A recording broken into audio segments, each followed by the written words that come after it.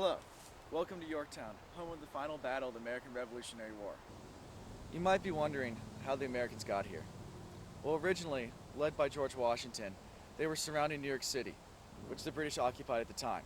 When they got word on August 14th that Admiral de Grasse of the French Navy had blockaded the Chesapeake Bay, making it easy to trap Cornwallis right here in the sleepy town of Yorktown.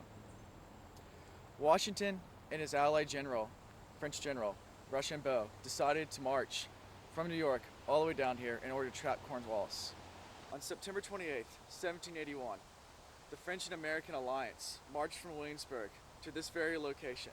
From here, the British could see the large 17,000 army marching towards them, and in fear, abandoned their outer defenses and moved to the inner ones. This proved to be one of the first major victories in this battle for the Americans by taking these strategic defenses on the British outer perimeter. As you can see right here, this is what one of the redoubts looks like. As you can see, this hill was man-made in order to thwart any attacks made. At the top, there's an indention. This is where troops and cannons could hide down, so the enemy below could fire up and get down inside this hole. It made for great man-made dirt fortifications that were used throughout this battle. After Cornwallis retreated to his inner defenses, the French set up their artillery lines right here to bombard the British with cannon and mortar fire. As we already talked about, on September 28th, 1781, the Americans and the French marched here on Yorktown. They inched forward for days and days and days until finally, on October 9th, they were within range to bombard the British, as we saw on the French artillery lines. Now, as night fell on October 14th, the American and the French were ready for a final charge.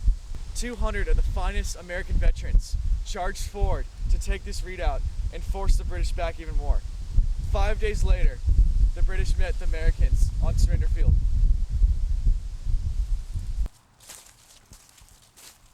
Alright, behind us is Surrender Field.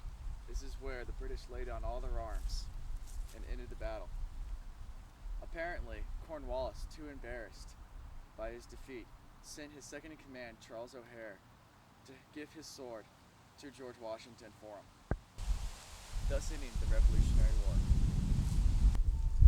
Alright, as we talked about earlier, one of the things we set out to do was look for Cornwallis' cave. Now, we've been looking all over Yorktown for it, and right behind me I found this bluff, but it looks to be all wooded. So, I think we're close. Let's go find out where it is. Come on. As you know, we've been searching all over for this bluff. I just saw a rock right around this corner. So let's go see if the cave's over here. And here it is, guys. The final holdout of Cornwallis. This is his cave right here. Too bad they blocked it off so we can't enter it.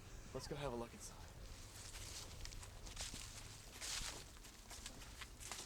Not much of a holdout, as you can see. It looks like there's other rooms back in here that, they might have been hiding in. But this was the final place where Cornwallis made his last stand and then finally surrendered. Go.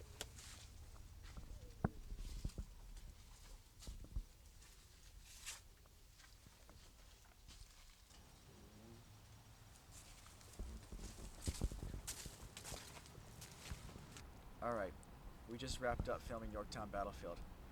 Join us next time as we take a look in Charleston at the famous Fort Sumter and the start of the Civil War.